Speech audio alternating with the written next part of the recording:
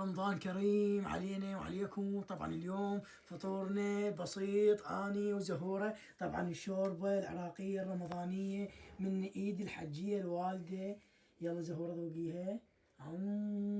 وهاي اني، وهذا اللبن الطيب العراقي.